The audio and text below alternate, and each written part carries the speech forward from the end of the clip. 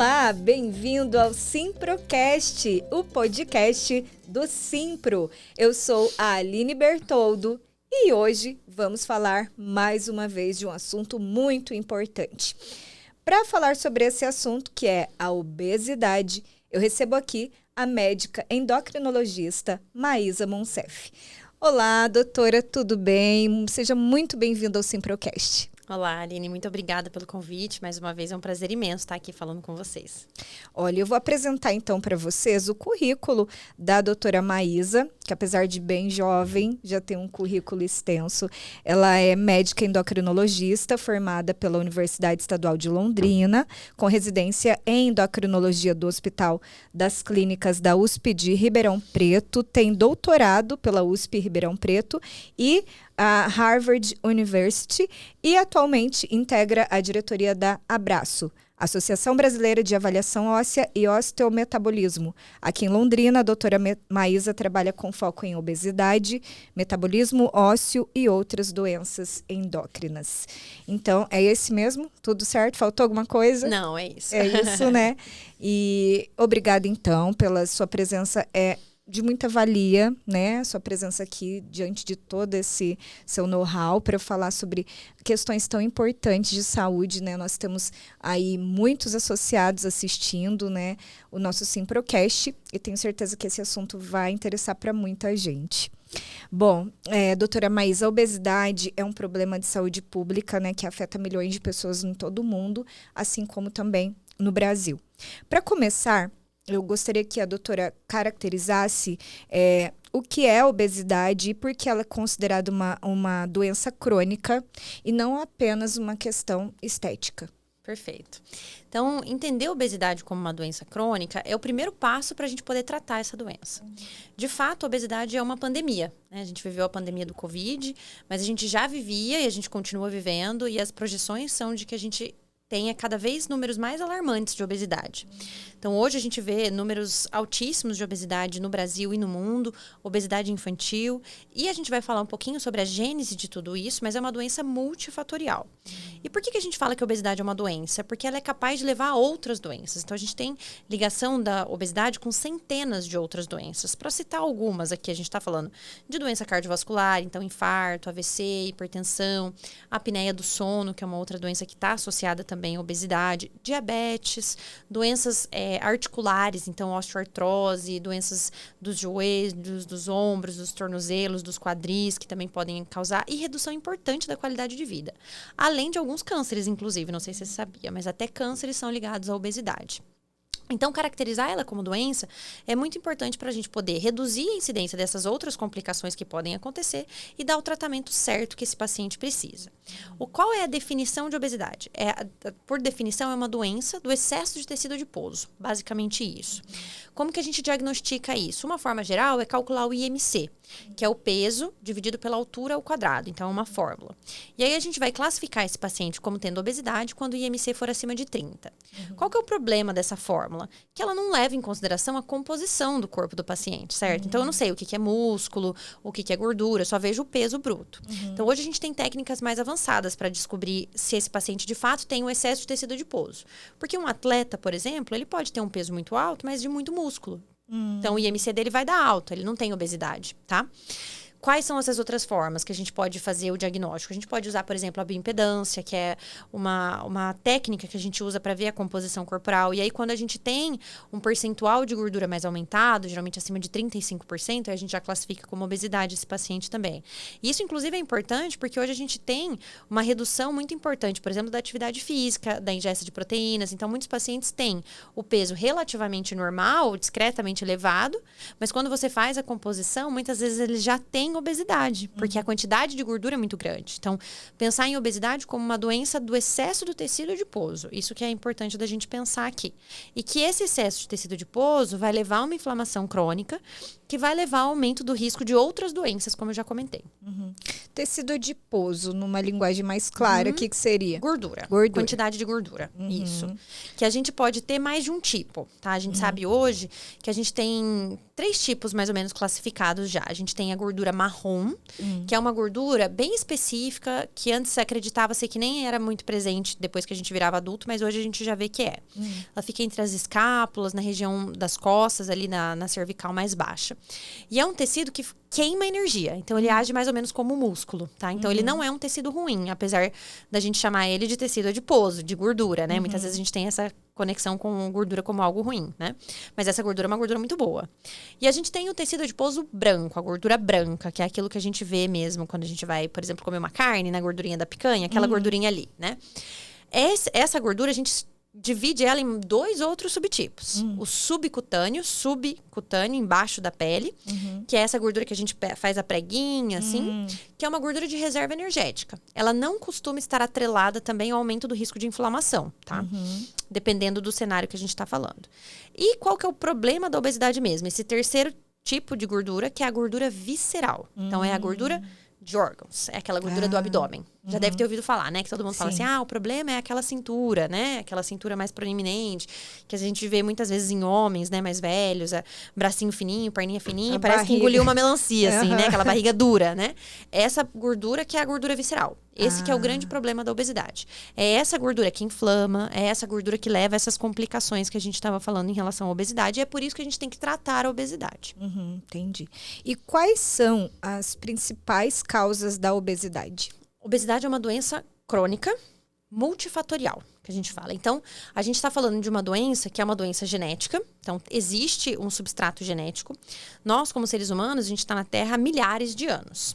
Esses milhares de anos que a gente passou na Terra, a maior parte deles a gente passou como caçador-coletor. O que significa isso? A gente caminhava longuíssimas distâncias, em média, quase 40 quilômetros por dia, para ingerir uma quantidade muito pequena de caloria. Então, nós estamos falando de, às vezes, achar uma fruta, de achar uma coisa, legumes, enfim. Então, se você for pensar, nós somos seres muito econômicos mesmo. E essa genética foi sendo selecionada ao longo desses milhares de anos para garantir que a gente conseguisse estocar energia, porque era disso que a gente morria. Só que aí, o que aconteceu? Nós evoluímos como espécie, certo? Nós somos seres muito resilientes e muito adaptáveis. E a gente conseguiu resolver o ambiente, que era o grande problema lá de trás. Então, a gente coloca uma genética favorável dentro de um ambiente obesogênico. Então, nós estamos falando de sedentarismo. Quem que anda 40 quilômetros hoje em dia, né? Não anda no ano, né? Sedentarismo, etilismo, tabagismo, hábitos de vida ruins, alimentos ultraprocessados. Então, tem várias teorias relacionadas à obesidade. Essa que eu estou explicando é uma delas, que é a teoria gênica. Tem algumas outras que atrelam também ao microbioma intestinal. Então, pode ser, não existe nenhuma confirmação ainda, mas que existem várias coisas que estão relacionadas ao ganho de peso. De uma forma geral, a gente está falando de uma ingesta excessiva de calorias, e muitas vezes a gente fala assim, esse paciente tem obesidade porque ele come demais. Não é isso. Hoje a gente já sabe que é o quê? Esse paciente come demais porque ele tem obesidade. Entendeu? Então, ele tem uma desregulação entre apetite e saciedade. Esse paciente tem mais fome. Entendeu? Ele tem genes que fazem com que ele sinta mais fome. E por isso ele se alimenta mais. E aí o que acontece? O set point lá de regulação de apetite e de saciedade é mais alto. Para eu atingir aquilo, eu preciso comer mais. Só que hoje os alimentos, eles têm uma densidade calórica muito alta. Então eu tô falando o quê? Um pedacinho de comida desse tamanho pode ter, às vezes, a caloria quase do dia inteiro. Muito diferente do que era lá atrás. Então, hábitos de vida ruins, né, esses ultraprocessados, industrializados, que acabam se juntando a uma genética favorável. Fatores comportamentais, fatores psicológicos, mas a gente não pode deixar de falar aqui da genética associada. Então, ninguém tem obesidade porque quer. Os pacientes têm obesidade porque tem uma doença. Então, a gente precisa trabalhar muito essa questão do julgamento, né, em relação à obesidade e dos estigmas da obesidade. Então, é uma doença crônica. Como qualquer outra doença crônica, esse paciente precisa de tratamento. Precisa de mudança de hábitos, de estilo de vida, mas precisa de um tratamento especializado também.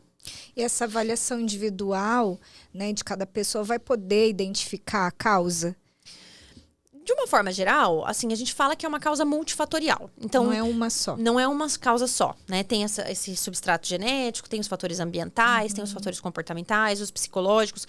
Muitas vezes, um acaba pesando um pouquinho mais do que o outro, mas o tratamento engloba todos eles, tá? Então, não vou focar assim, deveria eu tratar apenas o fator psicológico desse paciente. Não, a gente vai tratar tudo, né? 95% das causas de obesidade, da etiologia, da gênese da obesidade, é essa questão multifatorial que eu falei. que a gente chama de primária. Então, uma ingesta de calorias excessivas por conta de todos esses fatores que a gente comentou dentro de uma genética favorável. Em 5% dos casos, mais ou menos, a gente tem causas que a gente chama de monogênicas, que é uma causa específica de uma forma geral. A gente vai ter causas secundárias, né? Podem ser causas, por exemplo, de um gene específico que esse paciente tem de mutação e aí isso leva a um ganho de peso muito exacerbado. Podem ter doenças endócrinas que também causam, como, por exemplo, eu comentei da síndrome de Cushing, um outro dia que a gente esteve aqui, né? Então, que é o excesso do cortisol, isso também leva a ganho de peso.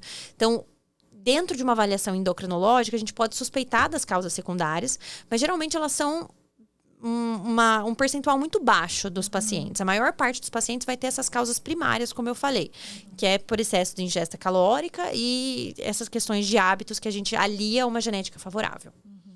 Bom, uma das queixas frequentes é quando a mulher ela entra na menopausa. Muitas mulheres falam, mas aí aumenta o peso sem eu mudar os meus hábitos, né?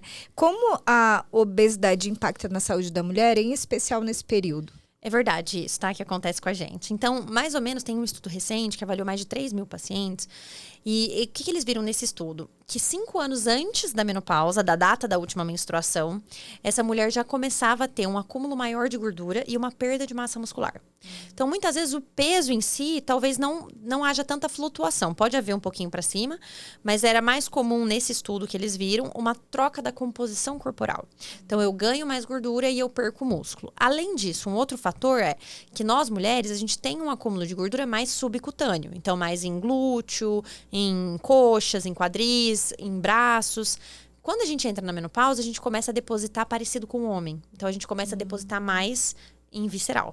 Então, isso é mais um ponto de atenção. Então, isso pode, sim, impactar muito na saúde da mulher. E se essa mulher, vamos pensar que são doenças que podem... Doenças não, né? Porque a menopausa, eu não tô falando de uma doença, tô falando de um período da vida da mulher.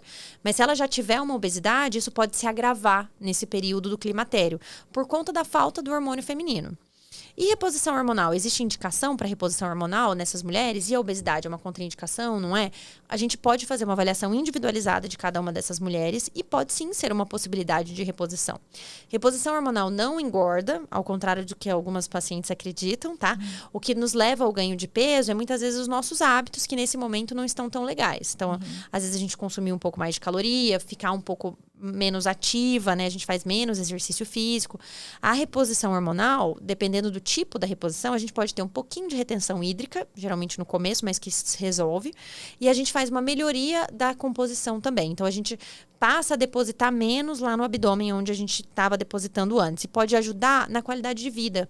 Reposição hormonal para pacientes que têm muitos sintomas ajuda e ajuda muito.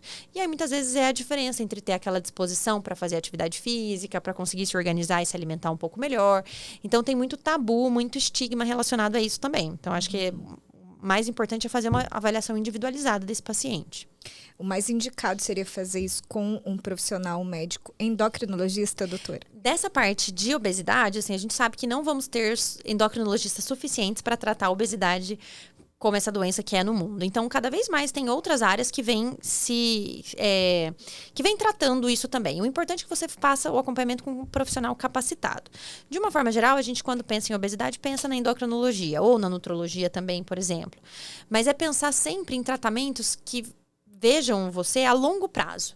Não pensar em tratamentos emagrecedores. Eu não gosto nem dessa palavra. Porque tratar obesidade não é emagrecer. Tratar a obesidade é você tratar seus hábitos, é você mudar seu estilo de vida. Pode passar, sim, pelo emagrecimento, pela perda de peso.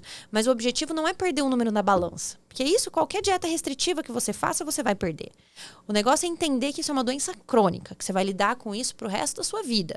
Então, ter um profissional, mais uma vez, que seja capacitado e que você confie, para entender como é que vão ser como vão ser as etapas dessa jornada. Porque uma coisa que a gente sabe é do reganho, por exemplo. Então, depois que eu perco peso, para cada 1 quilo de peso que eu perco, a minha fome costuma aumentar em até 100 calorias.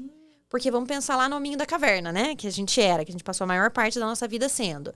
Se eu tô perdendo peso, o meu hipotálamo, que é uma região que regula essa questão de apetite e saciedade, entende o quê? Tá perdido no meio de um ambiente que não tem recurso.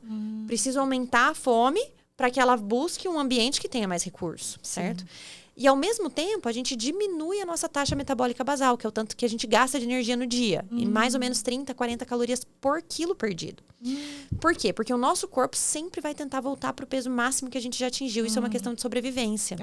Então, ter o acompanhamento com um profissional que saiba de tudo isso e que antecipe isso é uma das formas para a gente prevenir o reganho. Né? Então, ter esse acompanhamento é super importante. Diferente do que muitas pessoas acreditam, de às vezes, eu vou fazer um tratamento de 3 meses, de 6 meses, vou emagrecer, pronto, curei. Não vai curar. É uma coisa que você vai lidar o resto da sua vida. Então, saiba disso e não acredite em tratamentos milagrosos, porque eles não existem. Entendi. Bom, e quais são as principais complicações que a obesidade pode trazer para a saúde? Aí a gente está falando de uma gama assim, infinita de complicações. Eu costumo falar que a obesidade é como se fosse o tronco da árvore. E aí as complicações são todos os galhos ali, as folhas, enfim. A gente tem muitas complicações que a gente pode ter da obesidade. De uma forma geral, as complicações metabólicas são as principais. Então, nós estamos falando de pressão alta, por exemplo, e das complicações da pressão alta também, infarto, AVC, que pode acontecer. Isso é complicação da obesidade. Diabetes, que também acaba causando muitas vezes complicações cardiovasculares, infarto, AVC, como eu falei, está ligado à obesidade. Cânceres, então câncer de intestino é um câncer que a gente sabe que tem um risco aumentado para pacientes que têm obesidade. Câncer de fígado hoje é uma das questões, né? A esteatose hepática, a gordura no fígado, que pode evoluir para uma hepatite não alcoólica, que a gente fala, que é uma hepatite por gordura, e eventualmente, inclusive, cirrose e câncer hepático. Hoje é a principal causa, inclusive, de cirrose no mundo. Não é mais a etiologia alcoólica, né? Não é mais por álcool, é por excesso de tecido adiposo ali dentro daquele fígado que vai machucando por conta da gordura visceral. A apneia do sono, as complicações osteomusculares, que nem eu falei, redução da qualidade de vida, complicações psiquiátricas, a gente pode ter mais depressão, mais transtorno de ansiedade, todas essas complicações estão relacionadas à obesidade. E o que é o mais importante, o tratamento melhora todas elas. Bom, a doutora já comentou, né, sobre as questões agora no finalzinho da sua fala sobre a saúde mental, né? Como que o excesso de peso e o estigma social afetam, então, a autoestima e podem acabar agravando esses problemas de saúde mental?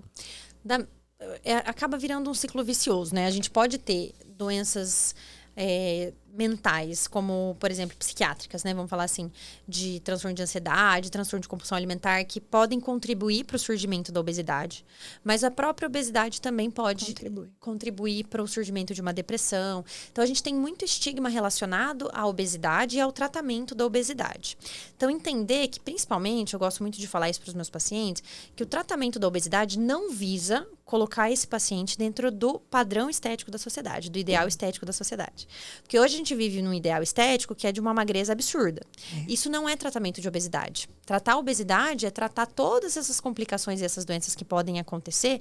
E isso vem com uma perda de peso que muitas vezes é uma perda de peso que não é tão agressiva. Não preciso normalizar aquele IMC, aquele índice que eu falei para você, né, no começo.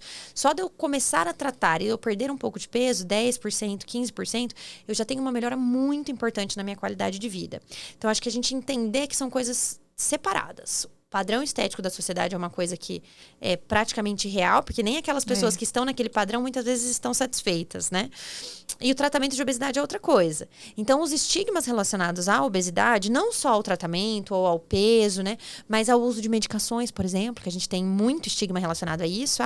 Tratou, mas estava usando medicação. Pô, mas não é uma doença? Medicação é uma ferramenta para o tratamento, certo? É parte do tratamento desse paciente. Ou entender assim, mas por que está aqui na academia? Está acima do peso? Né? Não, mas essa pessoa está fazendo o tratamento da sua doença. Qual que é o problema dessa pessoa estar aqui na academia, né? E muitas vezes as pessoas acreditam que, por exemplo, essa pessoa que tem o peso um pouquinho acima, que pode estar extremamente saudável, porque já vem de uma perda de peso, já vem de uma mudança de hábitos, as pessoas acreditam que aquela pessoa é menos saudável do que aquele usuário de hormônio anabolizante que tem lá o abdômen trincado, mas está usando um monte de hormônio, tá?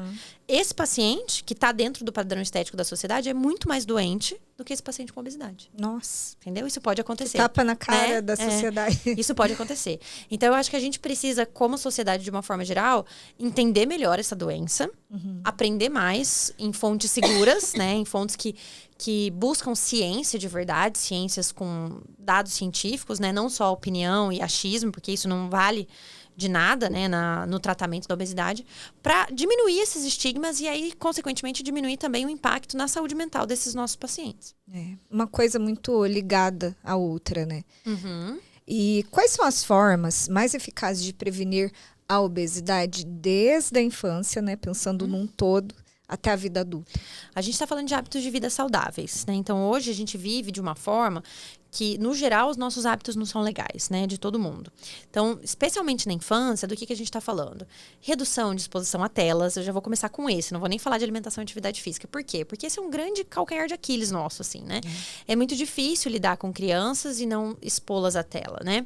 Então, a gente está falando de, no máximo, 2 horas de tela por dia. Tá? E essa criança precisa se movimentar. O ideal são 300 minutos de atividade física por semana. Além das atividades dela fazer, assim, de lúdicas, né? De brincadeira. Então, ela precisa se exercitar. Precisa estar fora de casa. Precisa estar fazendo coisas. Alimentação. Então, ter hábitos de alimentação mais saudáveis. Pensar na densidade calórica dos alimentos. Então, preciso consumir pelo menos 5 porções variadas de legumes e vegetais e frutas. Por exemplo, 2 frutas por dia e mais 3 porções de, sei lá, tipo brócolis, couve e um alface. Então, todo dia eu tenho que variar essas porções. Quanto mais eu variar, melhor. O prato ideal, o que a gente fala? Metade do prato, a gente pega o prato, divide o prato. Metade desse prato é de verdes. Então, salada, verdura, os vegetais. Por quê? Porque isso vai te dar mais fibra. Fibra gera mais saciedade e também tem uma densidade calórica muito baixa. Então, eu vou ficar mais saciado com menos caloria. Essa outra metade a gente divide em 4. Divide em 2, né? Então, 1/4 eu vou colocar de proteína, que é super importante, pensando na questão das proteínas magras. Então, a gente não vai só pensar em um alimento, é saudável ou não é saudável. A gente tem que pensar dentro de um contexto calórico também. Porque muitas coisas que são saudáveis têm caloria muito alta. Quer que eu te dê um exemplo? Abacate. Abacate é uma coisa super saudável. Mas se eu comer em excesso, eu vou ganhar peso. Entendeu? Da mesma forma que eu posso perder peso comendo algo que não é saudável. Batata frita. Mas eu como pouco. Entendeu? Então, em caloria, aquilo não vai fazer tanta diferença no meu dia, por exemplo. Em saúde vai, né? Porque a densidade calórica pode ser alta, mas eu não tenho nada de nutrientes ali, por exemplo, né? Então, pensar sempre dentro desse cenário. Eu preciso ter alimentos saudáveis, mas eu tenho que pensar na densidade calórica desses alimentos, porque senão eu posso ter ganho de peso comendo saudável, né? Entendi. E aí, o último quarto, a gente coloca os carboidratos. Então, o arroz, o feijão. Então, pensar sempre mais ou menos nesse prato. E aí, consumir legumes, verdura, fruta, né? Os lanchinhos intermediários, colocar fruta, o iogurte, o leite para os desnatados, que vão ter um pouco menos de caloria, né? Então, ter bons hábitos alimentares. Uma outra coisa que é super importante para a questão da obesidade, para a prevenção de obesidade. Sono. Então, essa criança, esse adolescente, esse adulto, precisa ter uma boa noite de sono. Isso é importante para a regulação metabólica, para vários processos imunológicos, mas também para a regulação de apetite e saciedade. A gente sabe hoje, os estudos já mostram, que trabalhadores noturnos têm uma tendência a ter uma alimentação pior no dia seguinte do trabalho. Sim. Tá? Por uma série de fatores. Desregulação hormonal, dá mais fome mesmo, dá mais vontades de comer coisas ruins. E eu gasto menos energia também. Nesse dia seguinte, eu tendo a ficar um pouco mais parado, tá? Então, privação de sono é uma coisa super ruim. Então, de uma forma geral, são esses hábitos saudáveis que a gente fala. E aí, em alguns cenários, especialmente depois de uma certa idade, a gente pode avaliar o uso de medicação também. Que a gente tá falando que é uma doença genética, certo? Que é uma doença, que leva a outras doenças. Então, eventualmente, em alguns casos de obesidade infantil, no adolescente, a gente vai usar a medicação também como tratamento. E quando a gente fala em tratamento, então, o que existe hoje além da mudança de hábitos, medicamentos e cirurgia bariátrica? Então, assim, o que você cobriu praticamente todos os tratamentos, né? A gente sabe que os pilares centrais são a mudança de hábitos, né? Então, melhorar a alimentação, atividade física, o sono, a gestão do estresse, são várias coisas que a gente vai avaliar no paciente no geral para ter essa mudança. Mas a medicação, e cada vez mais os guidelines vêm colocando isso pra gente, ela vem como um terceiro pilar, vamos falar assim. Então, se eu tô falando de alimentação e de atividade física, eu também falo de medicação como um pilar, tá? Por quê? Porque eu não falei que é uma doença que tem desregulação de apetite e de saciedade. Então, cada vez mais a gente tem diminuído a inércia terapêutica, que é demorar para entrar com a medicação. Porque a gente sabe que a medicação vai auxiliar muito nesse processo, vai atuar num eixo fisiológico que está alterado no paciente que tem obesidade. Então, a gente tem várias medicações hoje, um arsenal grande de medicações, e cada vez mais vem surgindo medicações mais potentes que auxiliam no tratamento. Mas eu não vou colocar aqui um peso único na medicação. Não adianta eu usar a medicação e eu não mudar o meu estilo de vida, tá? Não existe nenhuma medicação que vai fazer com que um alface seja mais gostoso que um brigadeiro, né? Não vai. Não existe esse milagre ainda. Mas a medicação é uma ferramenta para que eu consiga fazer escolhas melhores. Para que eu consiga escolher esse alface, né? Para que eu consiga fazer essas mudanças, né? E aí, consequentemente, mudando os meus hábitos, também a perda de peso, a perda de gordura visceral, que é o objetivo que eu tenho. Mas é em paralelo, né? Tudo isso tem que acontecer junto. Porque muitas vezes as pessoas usam a medicação pura e simplesmente como uma via de saída, assim, né? Como algo que seria algo milagroso que vai resolver o problema. E aí não muda a alimentação, não começa a fazer atividade física, não faz mais nada. E aí para a medicação depois. Ah, não, mas aí dá efeito rebote. Não é efeito rebote. A gente sabe que existe um reganho pós-suspensão de medicação. Mas é muito mais relacionado, nesse caso específico que eu tô falando, por essa pessoa não ter feito o acompanhamento certo, não ter feito a mudança do estilo de vida. Ela simplesmente perdeu o peso, suspendeu o remédio. E aí a fome, como eu já comentei, né? Se a gente perde peso, a gente aumenta a fome. Tirei o freio da fome, por exemplo, eu vou voltar a ganhar peso, certo? Então, por isso a importância da gente falar do tratamento da obesidade como doença crônica a longo prazo. Então, não vou falar de tratar a obesidade só com esse remédio aqui. Você não vai usar esse remédio por 2, 3 meses. Não, você tem que fazer um acompanhamento. Você tem que fazer um acompanhamento médico, projeção, né? Qual que é a expectativa, quais vão ser cada uma das etapas que você vai passar nesse processo, porque é um processo de tratamento.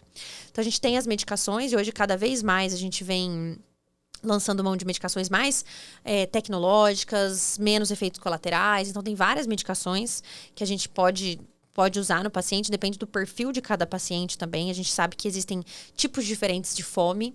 Então, eu tenho uma fome emocional, eu tenho uma fome mais hedônica, que é do prazer.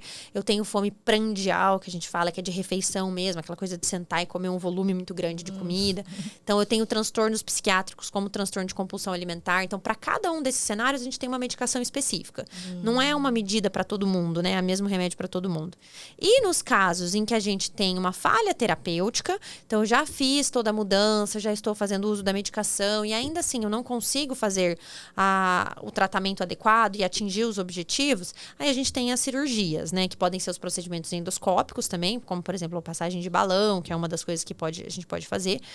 Ou até mesmo a cirurgia bariátrica, que ainda é muito realizada, mas tem perdido cada vez mais espaço por conta das medicações novas que vêm surgindo, né? Então, a resposta às medicações mais novas é muito boa. Então, a gente ainda usa a cirurgia bariátrica como uma ferramenta, mas cada vez menos em comparação com o que se fazia antigamente.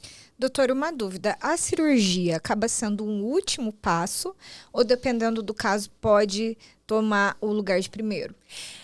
Isso a gente avalia muito caso a caso. Eu não gosto de usar o termo último caso, porque aí parece que já falhou todos os outros tratamentos, né?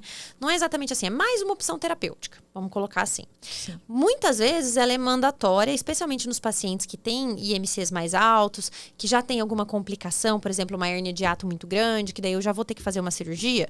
Essa pode ser uma das primeiras opções. De qualquer forma, hoje eu sou, acho que não coloquei aí no currículo, né? Hoje eu sou endocrinologista responsável pelo ambulatório de cirurgia bariátrica da UEL, do HC da UEL, né? Junto com o pessoal da CAD. Então, eu sou endócrino desse ambulatório. E aí, a gente toca lá e faz as indicações de cirurgia bariátrica. Qual que é a indicação da cirurgia? Eu ter tido falha no meu tratamento clínico, que antes exigia 2 anos de tratamento, hoje já não tem mais esse prazo de tempo. E eu ter alguma complicação da obesidade. Então, IMC acima de 30 com complicações tipo diabetes mais grave ou IMC acima de 35. A gente sabe que para pacientes que têm doenças mais graves e IMCs mais altos, a perda de peso para que as doenças sejam controladas vai precisar ser maior. E aí, nesses casos, talvez seja necessário realmente a cirurgia bariátrica, que hoje ainda é a ferramenta que a gente tem que leva a uma perda de peso maior. De qualquer forma, nesses pacientes, inclusive isso é parte do nosso protocolo lá na UEL, todos esses pacientes têm que ter uma perda de peso de 10% antes da cirurgia. Por quê? Porque isso me garante que esse paciente está aderindo às mudanças do estilo de vida, e diminui risco de complicação na cirurgia. Porque se eu tô falando de um paciente que tem uma obesidade mais grave, esse paciente pode ter, às vezes, um fígado muito gorduroso, que vai aumentar o tempo de cirurgia, vai dificultar o acesso a outros órgãos, né? Depois, as complicações próprias, falando de anestesia, de UTI, enfim. Então, ainda assim, mesmo essa sendo uma das opções que a gente coloca, como, entre aspas, primeiro, esse paciente vai ter que fazer o tratamento clínico antes e ter um grau de resposta para que a gente indique a cirurgia. Entendi. Agora, sobre as canetinhas milagrosas, né? Muito tem se falado, elas ganharam um espaço muito grande, muitas pessoas, inclusive, as utilizando atualmente, mas eu queria que a doutora falasse, elas são indicadas para todas as pessoas que estão com obesidade? Ótimo. Então, vamos falar aqui como eu trato com os meus pacientes. Não são canetas emagrecedoras. Vamos deixar esse termo de lado, tá? Primeiro passo. Por quê? Porque é uma medicação para obesidade, né? Então, é um remédio para tratar uma doença, tá? Não é uma caneta que vai te emagrecer pro final de semana para você ir pra praia, entendeu? Que é o que as pessoas têm muito usado hoje em dia, né? Agora um pouco menos, porque agora precisa de receita, então o acesso tá um pouco mais difícil à medicação. Mas isso por si mesmo já atrapalhava muito o estigma da obesidade. Porque muitas vezes o paciente não queria ser conivente com essa ideia desse estigma, desse ideal de beleza da sociedade de magreza extrema. Então, não quero usar esse remédio, porque esse remédio é para emagrecer. Eu quero tratar minha doença. E aí, isso era uma barreira para o paciente atingir e fazer o uso da medicação, que é para ele, na realidade, né? Um outro fator, o uso indevido dessas pessoas, né, que fazem uso dessas medicações dessa forma, muitas vezes diminuía o acesso do paciente com obesidade, porque faltava medicação na farmácia, né? Isso acontece até hoje, né? Então, entender que é uma medicação para um paciente que tem obesidade. E aí, como que essas canetas funcionam na maior parte, né? Hoje a gente tem o Ozempic, o Wegovy, que é a semaglutida, que é um análogo de GLP-1, é um hormônio gastrointestinal que a gente secreta, que atua principalmente na nossa saciedade. Então, ele diminui um pouco o nosso apetite, aumenta a nossa saciedade, por isso a gente consegue fazer uma alimentação hipocalórica, com menos caloria, e aí a gente acaba perdendo peso, tá? Mas se eu fizer o uso dessa medicação e ficar comendo batata frita, como eu falei, pode ser que eu não perca nada de peso, entendeu? Por quê? Porque interessa a quantidade de alimento que eu tô ingerindo também, tá? Por isso é uma ferramenta para que eu faça a mudança do estilo de vida, não simplesmente para eu comer menos, entendeu? Entendi. A outra caneta que a gente tem hoje em dia, que é mais recente, mais moderna, é o Mounjaro, que vai ser a tirzepatida, nesse caso, a molécula é tirzepatida, que é um análogo do GLP-1, que é o mesmo da semaglutida, adicionado do GIP, que é um outro hormônio intestinal também. Por que ela é mais benéfica, entre aspas, vamos falar, mais potente? Ela tem essa molécula dupla, então é um efeito que acaba sendo somatório. E ela também atua numa área do nosso cérebro que faz com que a gente tenha menos efeito colateral. Então, diferente do Ozempic, do Wegovy, que muitas vezes o pessoal reclama muito de náusea, de constipação, com o Mounjaro isso já reduz um pouco. Então, tem menos efeitos colaterais. A gente tem uma terceira molécula, que é uma molécula mais antiga, que é a liraglutida, que era do Saxenda, do Victoza, que hoje, inclusive, tem uma indústria farmacêutica brasileira que tem produzido, que é o Oliri. Lirux ou Oliri. Então, essa medicação é uma molécula um pouquinho mais antiga, assim, já tem mais anos de mercado, e a potência dela para perda de peso é um pouquinho menor, além dela ser diária. Então, as outras que eu comentei, o Ozempic, o Wegovy ou a tirzepatida, que é o Mounjaro, elas são semanais. Então, ela tem esse benefício de aplicação uma vez por semana, diferente da liraglutida, que era uma vez por dia. E todas elas também são usadas para tratamento de diabetes, né? Então, também ajudam a controlar os níveis de açúcar no sangue. Então, são medicações que atuam nessa questão da gordura visceral, por reduzir o apetite, a gente conseguir fazer as mudanças e perder peso, mas também por um mecanismo independente da glicose, então ele não causa hipoglicemia. Aí a gente também tem esse controle melhor da glicemia para um paciente que tem diabetes. Em relação a tudo isso, qual que é o papel da rede de apoio, no caso, família, amigos, pessoas ali do círculo de trabalho, para que a pessoa realmente consiga ter êxito na perda de peso? Esse eu acho que é um dos pontos principais que a gente avalia, assim. Eu gosto muito de falar dessa questão de avaliar o paciente como um todo, né? Então, eu sempre questiono isso. Como é que é a tua rotina? Como é que é teu trabalho? Como é que é em casa? Você está satisfeito com tudo isso, né? Tá feliz com a forma como a sua vida está sendo levada nesse momento? Porque isso tem um impacto direto no tratamento. E a rede de apoio a gente tem que pensar, né? O nome já fala tudo, é rede de apoio. Esse paciente tem uma doença, que é uma doença crônica, que é difícil de tratar, que vai ter muitas recidivas. Então, os familiares, os amigos, eles têm um papel muito importante em não só apoiar, mas também estimular muitas vezes, porque esse paciente muitas vezes vai ter alguns momentos que ele vai ter reganho, por exemplo, quando a gente tem momentos mais difíceis na nossa vida, quando a gente precisa suspender a medicação, ou enfim, a gente faz um desmame, a gente pode ter um reganho. Então, ajudar o paciente a entender, né, que isso é uma jornada crônica, que é uma jornada de longo prazo, que a gente pode ter esses pequenos deslizes e ser um facilitador, não uma barreira, né? Porque a gente vê muitas vezes isso, que às vezes o esposo ou a esposa são uma barreira no tratamento. Mas por que você está tentando tratar? Você nem está perdendo peso, por exemplo, né? E o paciente já está fazendo várias mudanças. Então, por isso que eu sempre falo da questão do tratamento além do peso. Porque vamos pensar no paciente que tinha 150 quilos, mas ele era sedentário, ele fumava, ele bebia. Hoje ele vem na consulta para mim e ele tem 150 quilos, mas ele começou a fazer caminhada, ele reduziu o tanto que ele está bebendo, ele está fumando só de final de semana. Muito legal, ele está tratando a obesidade dele, certo? É uma construção, isso é uma jornada. Então, ter pessoas que te apoiam nesse processo é super importante para que dê certo. Então, que te auxiliem nisso, que façam movimentos assim de alimentação mais saudável em casa, por exemplo. Criar grupos, eu sempre gosto de indicar isso, né? Para fazer atividade física em conjunto. O poder da comunidade é muito grande, né? Então, pensar na rede de apoio também como uma ferramenta de tratamento. Também faz parte de todos esses pilares do tratamento. Bom, para encerrar, doutora Maísa, né, qual a mensagem você deixaria para as pessoas que convivem com obesidade ou para aquela pessoa que está em risco e está perdida, talvez está com vergonha ou não sabe direito o que fazer, por onde começar? Perfeito. Então, assim, mensagem principal, é uma doença crônica. Pensar como doença crônica. Então, é uma doença crônica, incurável, mas tratável e recidivante. Se a gente conseguir assumir isso aqui hoje e entender isso, já é o primeiro passo para o tratamento. A média entre o ganho de peso e o paciente procurar um profissional da área da saúde é de 8 anos. Nossa. Que outra doença que a gente fica 8 anos tentando tratar em casa, né? Então, assim, se eu puder deixar esse apelo, assim, para todo mundo que está assistindo, para você que conhece pessoas que podem sofrer disso, busque ajuda. Esse é o principal ponto. Porque tem profissionais que são capacitados para isso, que estão esperando você chegar lá. E esse é o passo mais difícil de dar. Eu sempre falo isso para o meu paciente. O passo mais difícil você deu, que foi vir aqui hoje no meu consultório. Né? Começar o tratamento. Esse é o passo mais difícil. Depois disso, você tem um aliado com você. E eu entendo que muitos dos profissionais da saúde não são capacitados para tratar a obesidade. E muitas vezes corroboram com o estigma da obesidade. Muitas vezes falam assim, só fazer exercício e fechar a boca. Não. Quantos pacientes falam isso pra mim, né? Que escutaram isso do médico, que escutaram isso de outros profissionais da área da saúde. Não. Obesidade é uma doença muito mais complexa do que isso. E a gente precisa ser aliado do nosso paciente. A gente não tá contra ele, a gente tá a favor dele. Então, pensar nisso como uma jornada mesmo para a vida. Então, ter um profissional que você confie, que seja capacitado e que vá te auxiliar em todas essas fases. Porque a gente sabe que vão ter altos e baixos e tá tudo bem. O que a gente precisa é readequar esse tratamento para cada um desses momentos. Então, entender que a gente não vai ter cura, mas que a gente tem acompanhamento, que a gente tem tratamento e que tem como a gente viver e viver muito bem com a obesidade. Muito obrigada, doutora Maísa, pelos esclarecimentos. Assim, foi de grande valia. Eu aprendi muito aqui. Vou poder transmitir essas informações para outras pessoas e acredito que todo mundo que pôde assistir também.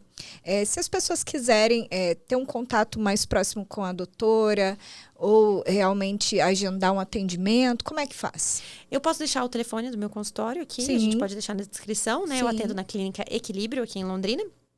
Faço atendimento tanto presencial quanto online. E eu deixo o contato daí do consultório também para se alguém tiver alguma dúvida. E também meu Instagram, né? Que é Maísa Monsef. Então, quem quiser me seguir, eu geralmente posto algumas coisas lá sobre obesidade também, sobre outras doenças endocrinológicas. E fica esse canal. Então, tá bom. Muito obrigada. Então, gente, ficamos por aqui com mais esse episódio enriquecedor do Simprocast. Simprocast é assim, sempre trazendo assuntos relevantes para ajudar você, nosso associado. Não percam o próximo episódio, que também será incrível. Muito obrigada a todos e até a próxima.